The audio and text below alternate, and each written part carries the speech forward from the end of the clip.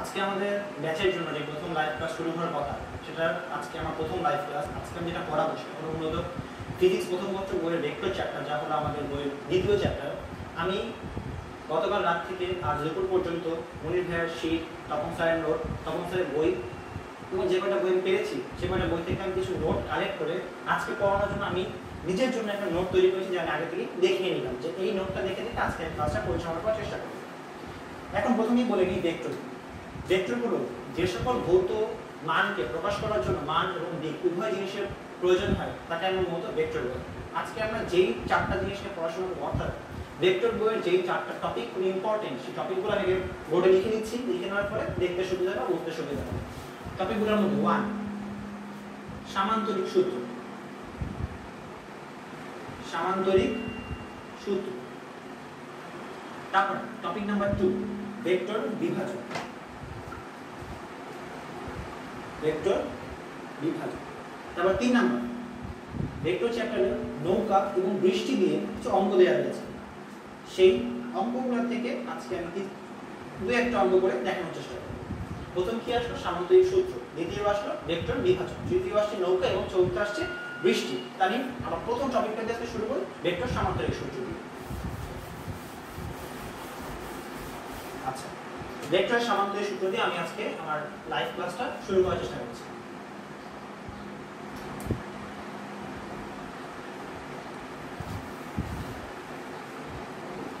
সামান্তরিক সূত্র। সামান্তরিক সূত্র হলো মূলত একটা সামান্তরিক যদি এখানে থাকে, সেই সামান্তরিকটার ক্ষেত্রে যদি আমরা এখানে একটা কর্ণ আঁকার চেষ্টা করি, আমরা এখানে দেখতে পাচ্ছি যে এখানে অবশ্যই দুটো ত্রিভুজ অঙ্কিত হয়ে গেছে। যদি আমি নামকরণ করার চেষ্টা করি, এটা যদি এ, এটা এ, এটা বি, যদি সি দেওয়ার চেষ্টা করি, তাহলে আমরা দেখতে পারি যে ত্রিভুজ ও এ বি এবং ত্রিভুজ ও বি সি নামে দুটো ত্রিভুজ আমাদের এখানে তৈরি হয়ে গেছে। এবার আমরা ভেক্টর ত্রিভুজ সূত্রের মাধ্যমে আসলে সামান্তরিক সূত্রটা করানোর চেষ্টা করব। যেখানে যদি আমি ধরে নিই যে আমার এই ওসি বরাবর আমার একটা ভেক্টর কাজ করছে, যা হলো মূলত কিউ ভেক্টর, এবং আমি বলতে চাই যে ও এ বরাবর আমাদের একটা ভেক্টর কাজ করছে, যা হলো মূলত পি ভেক্টর। এখন আমরা সবাই জানি যে এখানে যদি একটা ভেক্টর কল্পনা করা হয় এবং যেহেতু এটা সামান্তরিক, অর্থাৎ সামান্তরিকের বিপরীত বাহুগুলো পরস্পর সমান, সুতরাং ও এ এবং ও বি সি যেরকম সমান, তেমনি ও সি এবং এ বি সমানভাবে সমান।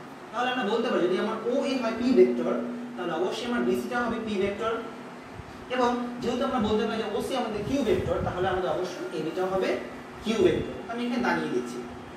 এখন যদি দুইটা ভেক্টর এভাবে থাকে, তখন আমরা ত্রিভুজ সূত্র অনুযায়ী জানি যে বি সিটা হবে আমাদের লব্ধি ভেক্টর, অর্থাৎ এই দুইটা ভেক্টরের মিলনফলটা হবে আমাদের লব্ধি ভেক্টর।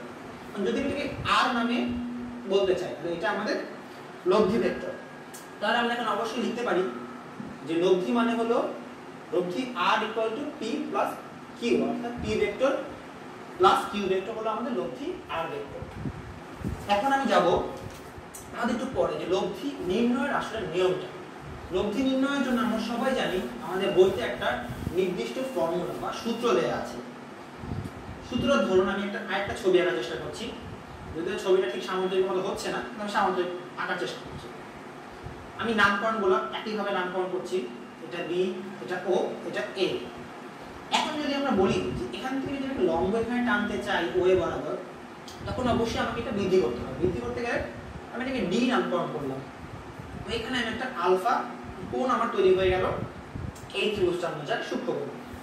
এখন আমি এই কোণটাকে থিটা এবং এই সম্পূর্ণ কোণটাকে আলফা বলতে চাই, তাহলে আমি এখানে অবশ্যই দেখাতে পারি যে ধরলাম আমি এখানে আমার পি ভেক্টর কাজ করছে, এখানে আমার কিউ ভেক্টর কাজ করছে, তাহলে আমাদের অবশ্যই লব্ধিটা কি হবে, যে আমরা সবাই জানি মূলত P square plus Q square plus 2pq cos alpha R square. তার মানে যেহেতু এখানে স্কয়ার, তার মানে শুধুমাত্র আর কি হবে, তাহলে root over P square plus Q square plus 2pq cos alpha. এটা হলো আমাদের মূলত লব্ধি নির্ণয়ের সূত্র, যেটা পরীক্ষার মধ্যে যখন বিভিন্ন মান দেওয়া থাকে পি, কিউ এবং আলফা, তখন আমরা সব মান বসিয়ে দিয়ে লব্ধির মানটা সুন্দরভাবে বের করে ফেলতে পারি। আচ্ছা, এখন আবার থাকে যে লব্ধিটা ঠিক কোন দিকে কাজ করবে, আমাদের সে কোন দিকে কাজ করবে, এই থিটা, এই থিটার মানটা আমাদের পরীক্ষায় টানতে চাই। তখন আমরা আবার আরেকটা সূত্র জানি যে tan theta is equal to হলো q sin alpha by p plus q cos alpha. এখন এখানে পি কোনটা বসাবো আর আমি কিউ কোনটা বসাবো, এটা নিয়ে আমাদের সবারই একটা কনফিউশন, আমার একটা কনফিউশন পরীক্ষা হলে মাঝে মধ্যে তৈরি হয়ে যায়। এখন এই কনফিউশন থেকে কিভাবে বের হওয়া যায়, আমি বই থেকে যা বুঝলাম যে আমার এই লব্ধিটা যেই ভেক্টরের সাথে থিটা কোণ উৎপন্ন করে সেটাকে আমরা ধরবো পি, অর্থাৎ সেটা হবে আমাদের প্রথম ভেক্টর, এবং যেটা আমাদের বাকি থাকবে সেটা হবে আমাদের দ্বিতীয় ভেক্টর। সুতরাং এখানে আমার বোঝা যাচ্ছে যে এই লব্ধিটা আমার পি এর সঙ্গে থিটা কোণ উৎপন্ন করছে, তাই আমি এখানে এই পিটা হবে আমার প্রথম ভেক্টর এবং এই কিউটা হবে আমাদের দ্বিতীয় ভেক্টর। সুতরাং বলতে পারি যে tan theta is equal to q sin alpha by a plus b cos alpha. এখন আমি থিটা বের করতে চাই, অবশ্যই আমাদের tan ইনভার্স একটা মান বের করতে হবে, এটা আমরা নিশ্চয়ই সবাই জানি। এই ছিল আমার মূলত সামান্তরিক সূত্র। এবার আসলে সামান্তরিক সূত্র দিয়ে যদি সামান্য কিছু ম্যাথ করা যায়, ম্যাথটা আগে আরেকটা জিনিস আমি একটু বোঝাতে চাই। লব্ধির একটা মান থাকে ম্যাক্সিমাম এবং মিনিমাম মান। ম্যাক্সিমাম মানটা কিভাবে বের করবো আর মিনিমাম মানটা আমরা কিভাবে বের করবো, তো দেখি মানটা আমরা বের করতে পারি কিনা। আগে আমি লব্ধি যেটা ফর্মাল সূত্র থাকে সূত্রটা আগে আমি লিখে নিই। সূত্রটা হলো r is equal to r square দিয়ে লিখি p square plus q square plus 2pq cos alpha. এখন আমরা সবাই এখানে বলতে পারি যে p আর q এই দুটো মান তো আমাদের দেয়া থাকে, মানটা ফিক্স থাকে, এই মানটার মতো যোগ বিয়োগের মাধ্যমে আমরা মানটা বের করি। কিন্তু যদি আমি বলি যে আলফার মান ব্যাসকমের মাধ্যমে, অর্থাৎ cos আলফার মান ব্যাসকমের মাধ্যমে যদি আমি বলি লব্ধির মানটা আমাদের চেঞ্জ হয়, তাহলে নিশ্চয়ই আমার কথা ভুল হওয়ার কথা না। তাহলে এই cos আলফা আমরা জানি যে cos থিটা বা ত্রিকোণমিতিক ফাংশনের ক্ষেত্রে সবচেয়ে বেশি মান হয় +1, সবথেকে বেশি কম মান হয় -1। তার মানে আমার cos আলফার মান যখন 1 হবে +1 হবে তখন আমার এই মানটা হবে ম্যাক্সিমাম, এবং cos আলফার মান যখন হবে -1 তখন আমার এই মানটা হয়ে যাবে নেগেটিভ বা সর্বনিম্ন মান হবে, মিনিমাম মান যাবে। এখন cos আলফা এটা যদি 1 হয়, যদি এটা 1 হয়ে থাকে, আমরা সবাই তাহলে আলফার মান আমাদের অবশ্যই তখন হবে 0 ডিগ্রি, কারণ আমরা সবাই জানি cos 0 এর মান হলো 1। তাহলে আমার এখানে যখন 0 বসবে, আলফার মান যদি 0 হয়, কারণ আলফার মান 0 কখন হবে, যদি আমার দুইটা ভেক্টর পরস্পর একই দিকে কাজ করে থাকে, তখনই আমার একমাত্র এদের অন্তর্ভুক্ত যে মানটা থাকে অন্তর্ভুক্ত মান, এই মানটা আমার হবে 0 ডিগ্রি। 0 ডিগ্রি যখন হবে তখন আমরা বলতে পারি যে cos 0 এর মান 1, তার মানে এখানে আমার cos 0 বসে যাবে, এই মানটা হয়ে যাবে 1, অর্থাৎ p square plus q square আমার থেকে যাবে। আর p square plus q square মানে হলো দুইটা ভেক্টরের পরস্পর যোগ করলেই মূলত আমরা ম্যাক্সিমাম মানটা পেয়ে যাব, এটা হলো ম্যাক্সিমাম বের করা। এবার আসি আমরা আর মিনিমাম অর্থাৎ সর্বনিম্ন লব্ধিতে কিভাবে বের করব। আমি আগের সূত্রে আবার ফেরত যাচ্ছি, সেই সূত্র দিয়ে এই দুইটা বোঝানো সম্ভব, এটাই আমার সূত্রটা ছিল। এবার যদি আমরা এই মানটা, এই প্লাসটাকে যদি আমরা কোনোভাবে নেগেটিভ করে দিতে পারি, তাহলে আমাদের ভ্যালুটা কমে যাবে। এখন নেগেটিভ করার উপায় কি? 2 একটা ধ্রুব সংখ্যা, p এর মান দেয়া থাকবে, q এর মান দেয়া থাকবে, cos আলফার মান যদি আমি কোনোভাবে -1 আনতে পারি, আর সর্বনিম্ন মানটা -1, যদি -1 নিয়ে আসতে পারি, তাহলে আমাদের এই মানটা নেগেটিভ হয়ে যাবে। নেগেটিভ হয়ে গেলে তখন আমাদের মানটা হবে মিনিমাম। এবার cos আলফা -1, তো এছাড়া cos আলফা যদি হয় -1, তার মানে অবশ্যই আলফার মান হবে 180 ডিগ্রি। আলফার মান 180 ডিগ্রি হওয়া মানে কি? যদি আমার দুইটা বল পরস্পর বিপরীত দিকে কাজ করে, তখনই আমরা বলতে পারি যে আমাদের যে অন্তর্ভুক্ত মানটা থাকে সেটা হবে 180 ডিগ্রি সরল রেখা। সুতরাং যদি দুইটা বলের মধ্যবর্তী কোণটা হয় 180 ডিগ্রি, অর্থাৎ যদি তারা পরস্পর বিপরীত দিকে কাজ করে থাকে, তাহলে এই মানটা হবে আমাদের নেগেটিভ। এবার নেগেটিভ যখন হবে, তাহলে আলফার মান যখন 180 ডিগ্রি হয়ে যাবে, তখন আমরা এখানে আলফার মান লিখলাম 180 ডিগ্রি, তার মানে এই সম্পূর্ণটা হয়ে গেল -1। সম্পূর্ণ -1 হয়ে যাবে মানে এটা হয়ে যাবে মাইনাস। এখন এইটা মাইনাস হয়ে যাবে মানে, এইটা মাইনাস হয়ে যাবে মানে এটাকে একটা সূত্রে ফেলতে পারি, r square equal to p square minus 2pq plus q square. সবাই জানি এটা মানে হলো p plus p minus q whole square. এখন এই p minus q whole square r square, সুতরাং r মানে হচ্ছে p মাইনাস q।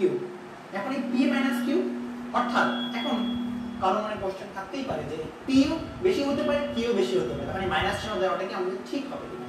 তখন এই মাইনাস চিহ্ন অন্তর চিহ্ন দিব, কারণ আমরা এখানে p ও বড় হতে পারে q ও বড় হতে পারে, তাই যদি আমরা অন্তর চিহ্ন দেই তাহলে আমাদের এখানে কোনো ভুল হওয়ার কোনো সম্ভাবনা থাকবে না।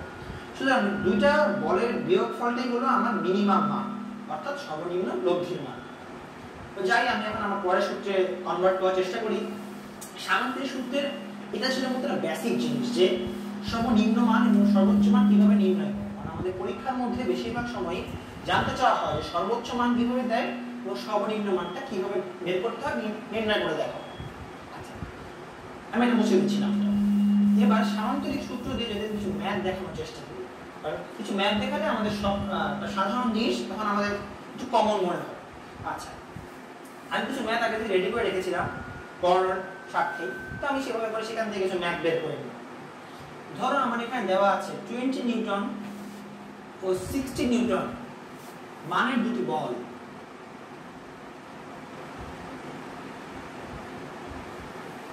মানের দুটি বল অর্থাৎ বা দুটি ভেক্টর রাশি,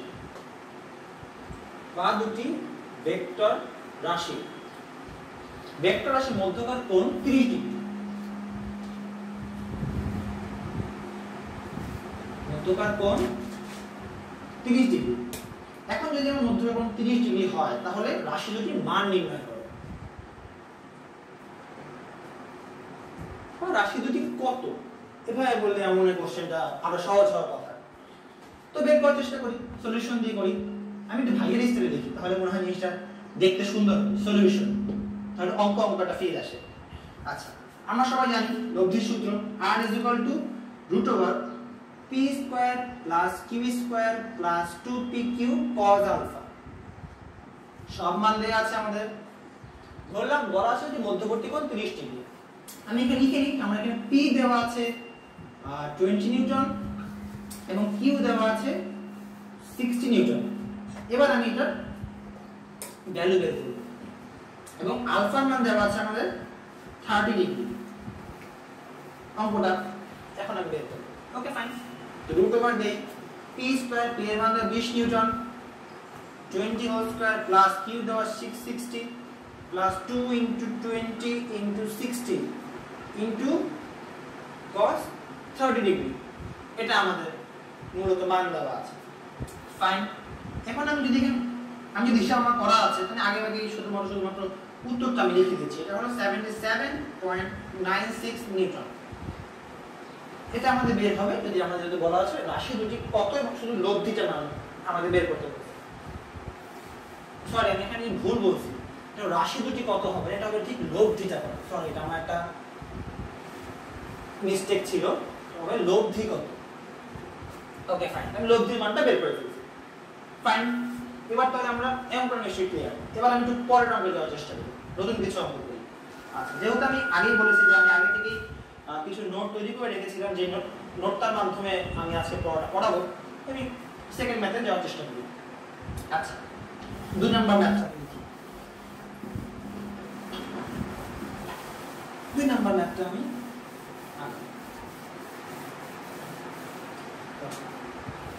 2 নম্বর ম্যাথটা এখানে দেওয়া আছে কোন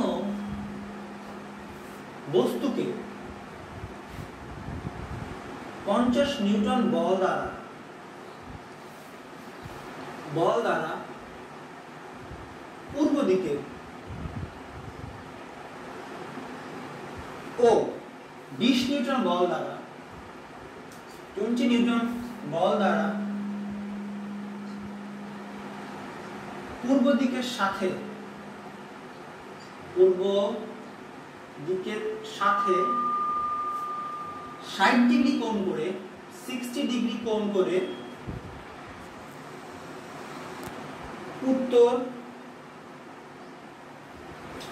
উত্তর দিকে টানা হলো। উত্তর দিকে টানা হলো। লব্ধি বলের মান এবং দিক নির্ণয় করো। আমি এখানে লিখলাম না আর এটার মান বের করতে হবে, এটা কোন দিকে অর্থাৎ থিটার মানটা আমাদের বের করতে হবে। শর্টকাটে লিখলাম, তাহলে একটু দ্রুত করা হবে, যেহেতু সময় 30 মিনিট। 30 মিনিটের মধ্যে শেষ করতে হবে। আমি এখানে আবার সলিউশন লিখি, এটি ভালো লাগে। এখানে আমার সব মান দেওয়া আছে। এখানে বলছেন কোন বস্তুকে 50 নিউটন বল দ্বারা পূর্ব দিকে এবং 20 নিউটন বল দ্বারা পূর্ব দিকের সাথে 60 ডিগ্রি কোণ। যদি আমরা এখানে তাকাই, পূর্ব দিকের সাথে 60 ডিগ্রি কোণ, আমি একটু আগে বলে আসছি আমি থিটার মানটা থিটার সাথে লব্ধি যেই বলের সাথে আমার থিটা কাজ করবে সেই বলটা হবে পি, অর্থাৎ প্রথম বল। তাহলে বলেছে পূর্ব দিকের সাথে 60 ডিগ্রি, আমাদের পূর্ব দিকে দেওয়া ছিল 50 নিউটন, তাহলে অবশ্যই আমাদের P হবে 50 নিউটন, কারণ থিটা এটার সাথেই কাজ করেছে। তো ডেফিনেটলি Q হবে তাহলে আমাদের 20 নিউটন এবং আলফা হবে আমাদের 60 ডিগ্রি। বের করতে বলেছে আর এর মান কত, আর আমাদের থিটার মান কত। আর আমরা জানি সাধারণ সূত্র p square plus q square plus 2pq cos alpha. এখন এখানে আমরা p এর মান বসাবো, q এর মান বসাবো, p বসালাম, q বসালাম, 2 * 50 * 20 * cos 60, এটা হলো আমার r স্কয়ার এর মান। তাহলে r এর মান ডেফিনিট মান বের হবে, যেহেতু মান বের করা আছে আমি সেই মানটাই বসিয়ে দিলাম। r এর মান হলো 62.45 নিউটন। এটা হলো আমার লব্ধি। এখন আমার কোশ্চেনে ছিল যে লব্ধি এবং লব্ধির মান দুটো কোন দিকে কাজ করে, লব্ধিও বের করতে বলেছে, লব্ধির মানটা কোন দিকে কাজ করে সেটা আমাকে বের করতে বলেছে। তাহলে আমরা থিটার মানটা তাহলে বের করি। এটা নিশ্চয়ই সবার ক্লিয়ার। তো মুছে ফেলে জায়গাটুকু, না হলে মুছলে পরের রূপে যেতে পারবো। এবারে আমি বের করি যে থিটার মানটা কিভাবে কাজ করে। তো মনে রাখছে r এর মানটা বের করে রেখেছিলাম অলরেডি আমি 62.45 নিউটন। হিসাবে হয়তো পয়েন্টের পরে কিছু মান চেঞ্জ হলেও হতে পারে, যেহেতু এটা মেশিনারি হিসাব। Okay fine. এবার আমরা থিটার মানটা বের করার চেষ্টা করি। এখন আমি আমার আগের কথায় ফেরত যাব। থিটা মানটা আমার p এর সাথে কাজ করেছে, অবশ্যই আমি এখানে এভাবে বের করব tan theta equal to q sin alpha by p plus q cos alpha. আলফার মান আমরা জানি 60 ডিগ্রি, তখন দেওয়া ছিল আমার লব্ধি কোন দিকে কাজ করে সেটা আমাকে বের করতে হবে। আমি এখানে আবার সলিউশন লিখে দিই, তাহলে বোঝা যাবে আরেকটা ম্যাথ আমরা লিখে গেছি অলরেডি। এখন যেহেতু আমার ম্যাথ করা আছে আমি মানটা ডাইরেক্ট বসাই দিই। q আমার 20 ইনটু sin 60, আর হলো এখানে আমার আসবে 50 প্লাস 20 ইনটু cos 60। মান বের করা ছিল, থিটা মান আমার আসবে 16.1 ডিগ্রি। মান কিছুটা চেঞ্জ হতে পারে পয়েন্টের পরে, কারণ আমার এখানে একটু চেঞ্জ হলো। আমি এই পাশে লিখি, এই পাশে দেখা না যায় থিটার মান 16.1 ডিগ্রি, কারণ আমার ভিডিওতে হয়তো দেখা না যেতে পারে। ওকে আচ্ছা, এটা গেল আমাদের থিটার মান বের করতে বলতে লব্ধি কোন দিকে কাজ করে। তাহলে আমি বলতে পারি যে আমার লব্ধির মান 62.45 নিউটন এবং লব্ধিটা পূর্ব দিকের সাথে 16.1 ডিগ্রি করে কাজ করছে। এটা হলো আমার সামন্তরিক সূত্র সাপেক্ষে দুটো অঙ্ক, দুটো সাধারণ অঙ্ক। একটা অঙ্ক ছিল একটু বেশি সোজা, একটা অঙ্ক দেখলাম একটু পেঁচালো অঙ্ক, যে আমার পরীক্ষায় হয়তো আসতে পারে মান চেঞ্জ হবে। আচ্ছা, তা আমি আমার দ্বিতীয় টপিকে চলে গেলে আমাদের সামন্তরিক সূত্রটাকে পর্যন্ত আমি রেখে দিলাম। এখন আমি পরের সূত্রে চলে যাচ্ছি।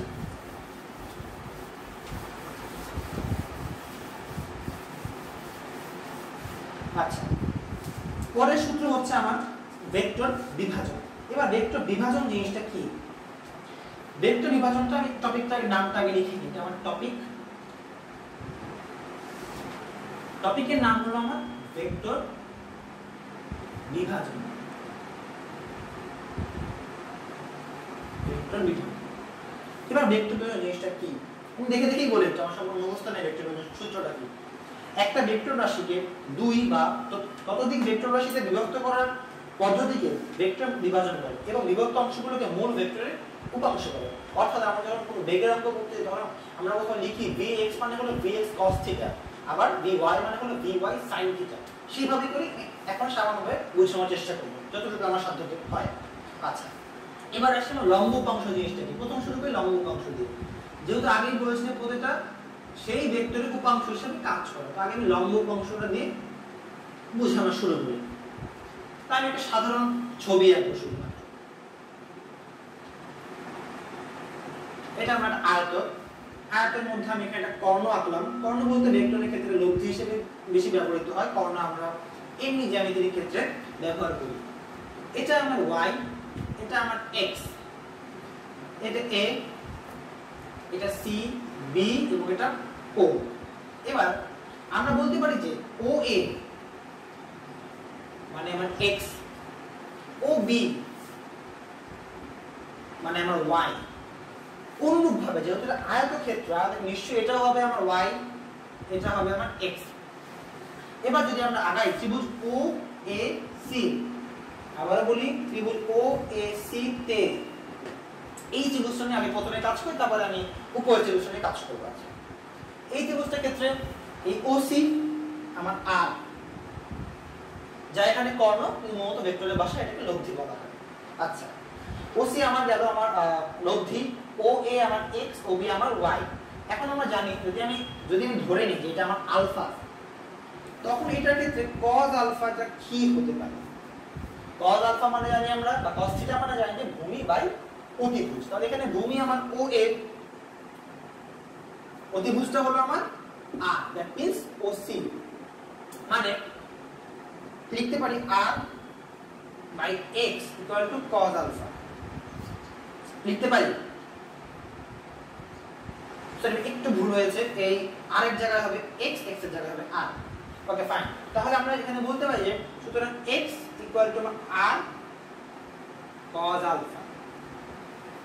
এটা বের হলো আমার ত্রিভুজ ও এ সি এর ক্ষেত্রে x মানে হলো r cos আলফা। এটা হলো আমার একটা উপাংশ বের হলো। আর আসলে আমরা আরেকটা উপাংশ নিচ্ছি কি, ছবিটা থাক, আমি শুধু লেখাটা একটু মুছে লেখাটা উপর নিচ করে দিচ্ছি। x equal to r cos alpha, উপরে লিখে রাখি x equal to r cos alpha গেল। এবার আমরা আসি যে আবার যদি আমি সাইনের ক্ষেত্রে জিনিসটা বলতে চাই, ধরো এই ত্রিভুজটার মধ্যে আমি সাইন আনতে চাই, আলফা তো আমার ফিক্স থাকবে। সাইন আলফার ক্ষেত্রে আমরা কি জানি? সাইন আলফার ক্ষেত্রে আমরা জানি যে লম্ব বাই অতিভুজ। সো এটা হবে y বাই r, মানে y equal to r sine alpha.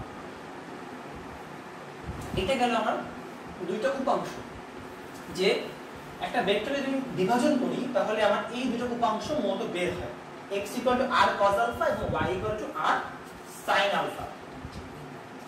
এবার আমরা আসি যে কোনো দুই দিকে উপাংশ হলে সেটা কি হবে। ওকে ফাইন, তাহলে ছবিটা মুছে দিই, ছবিটা মুছে নতুন একটা ছবি আঁকার চেষ্টা করি। এই দুইটা আমার থাকলো যে x equal to r cos alpha এবং y equal to r sin alpha। এবার আসি যে কোনো দুই দিকে উপাংশ ক্ষেত্রে আমাদের বইতে একটা ছোট সূত্রটাই দেওয়া আছে, আমি সেটা করার চেষ্টা করি। একটু আগে আসলাম আয়তক্ষেত্র, এখন আয়তক্ষেত্র না, আমি সামান্ত দিকে আঁকার চেষ্টা করব। সামান্ত একটি আমি আঁকি, এটা r, এটা y, এটা x। এবার এটা আমার a, এটা আমার c, এটা b এবং এটা o। এখন আমি এটাকে বললাম আলফা, এই কোণটাকে বললাম বিটা। এখন এটা করার ক্ষেত্রে ধরলাম r এর সাথে আলফা কোণে উপাংশ হলো x, আর এর সাথে বিটা কোণে উপাংশ হলো আমার y। এখন আমি বইতে যে সূত্রটা দেওয়া, আমি শুধু সূত্রটাই লিখি, কারণ এটা আসলে বলার মতো ঠিক কিছু নাই, মুখস্থ করে নিতে হবে অ্যাকচুয়ালি। r sin বিটা এবং sin আলফা প্লাস বিটা, এটা গেল x এর ক্ষেত্রে। এবার আসেন y এর ক্ষেত্রে।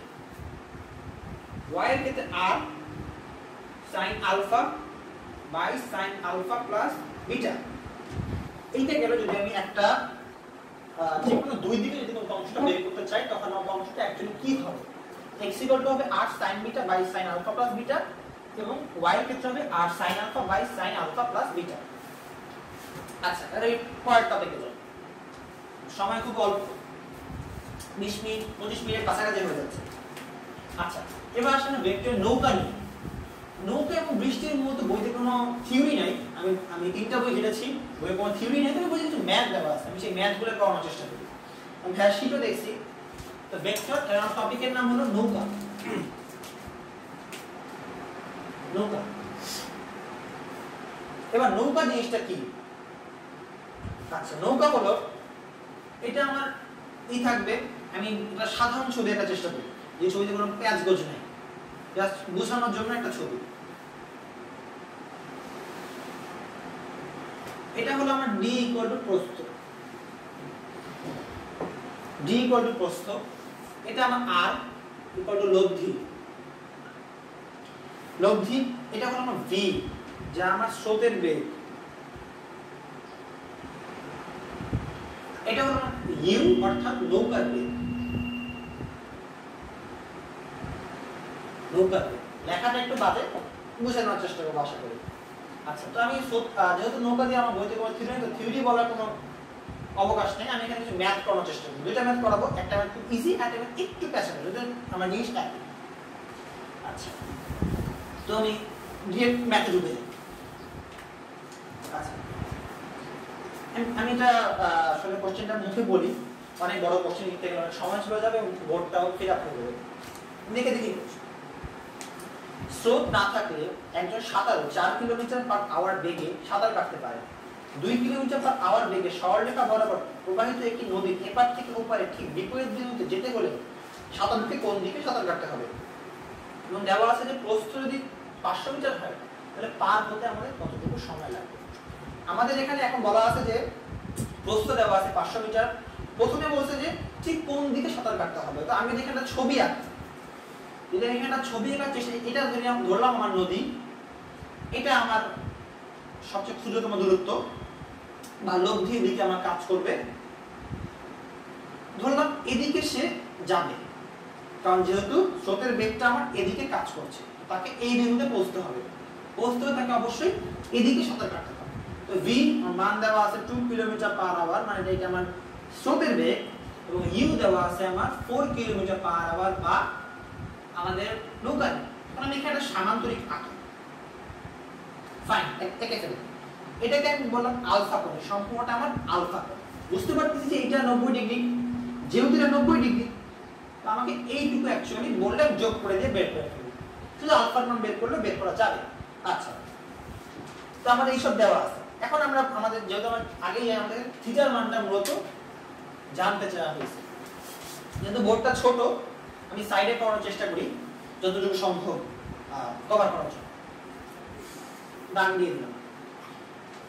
আমরা সবাই জানি tan থিটা মানে হলো আমার, এখানে আমরা জানি q sin alpha by p plus q cos alpha. এখানে আমি ধরলাম q এর জায়গায় ধরলাম আমি u, q এর জায়গায় ধরে নিচ্ছি u, আর p এর জায়গায় ধরলাম v। কারণ আমার এই আর্কটা v এর সঙ্গে মতো থিটা কোণ ধরছে, বা আলফা সরি থিটা কোণটা আমার ধরছে হলো v এর সাথে। তো v plus u cos alpha. এখন আমি এখানে বুঝতে, আমি আগেই বলছি যে এটা হলো আমার সমকোণ, আমার অবশ্যই থিটার মানটা হবে 90 ডিগ্রি। আলফা আমাকে এখানে জানতে চাওয়া হয়েছে, তো আলফা মানটা বের করি। একটু হিসাব করতে হবে। tan থিটা, tan 90 মানে আমাদের ইনফিনিটি, ইনফিনিটি লিখলে আমার অঙ্ক করানো সম্ভব না। এটাকে আমাকে এখন অবশ্যই করতে হবে sin theta by cos theta তে ভাগ করে নিই। sin theta by cos theta equal to u sin alpha by v plus u cos alpha। এখন sin 90 মানে আমরা জানি 1 এবং cos 90 মানে জানি 0, সো 1 by 0। মানে এখানে ইনফিনিটি লিখবো না, কারণ আমাকে মান বের করতে হবে। ইনফিনিটি লিখে ফেলে মান বের করতে পারবো না। আর গুণ করে দেই, v plus u cos alpha equal to 0। So alpha মানে cos alpha মানে হলো minus v by u। Alpha মানে হলো cos inverse minus v by u। v এর মান আমরা জানি 2 ও u এর মান জানি 4। উত্তর এটা হবে cos ইনভার্স 2 বাই 4, মানে cos ইনভার্স মাইনাস হাফ। সুতরাং আলফা মানে বলতে পারি আলফার মান 120 ডিগ্রি। মানে যদি আমার সেই নৌকা যদি স্রোতের সাথে 120 ডিগ্রি কোণ করে এগোতে পারে এই 4 কিলোমিটার পার আওয়ার বেগে, তাহলে সে অবশ্যই নদীর ঠিক বিপরীত বিন্দুতে গিয়ে পৌঁছতে পারবে তার যাত্রা শুরু নিয়ে। এবার আমার কোশ্চেনে আরো একটা কোশ্চেন আমার ছিল যে কতটুকু সময় আমার লাগবে। এই সময়টা হলো আমার যে যদি আমি এটা শুরু করতে চাই তাহলে আমি বলি আমাকে প্রস্থ দেওয়া আছে 500 মিটার এবং বলছে আমাকে যে সেই আমার এই দূরত্বটুকু পার হতে ঠিক কতটুকু সময় লাগবে। তো আমি এখানে আলফার মান পেয়ে গেলাম 120 ডিগ্রি, এই মানটা আমার কাজে দিবে। ওকে ফাইন, আমি ছবিটা মুছে দিচ্ছি, অঙ্কটা থাক পাশে থাকে, এর পাশে বাকিটুকু অঙ্ক করার চেষ্টা করি। ডি দেওয়া আছে 500 মিটার, আমি 500 মিটারটাকে 0.5 কিলোমিটার করে দিচ্ছি। আচ্ছা ফাইন, এবার আমরা সবাই জানি যে গেলে যাবে s ইকুয়াল টু vt সূত্র জানি। তো t ইকুয়াল টু তাহলে কি হবে আমাদের s বাই v, অর্থাৎ নৌকার নদীর প্রস্থ বাই তার বেগ। এখন এই বেগটা কত এটা আমাদের বের করা দরকার। এখন এই বেগটা যদি আমরা বের করতে যাই তাহলে আমাদের এই লব্ধি সময় যে বেগটা হবে এই বেগটা আমাদের বের করে নিতে হবে আমাদের। r = p² + q² + 2pq cos α। p মানে হলো এখানে q মানে হলো আমার p মানে u এবং q মানে v। শুরু করি, মান বসাই দিই।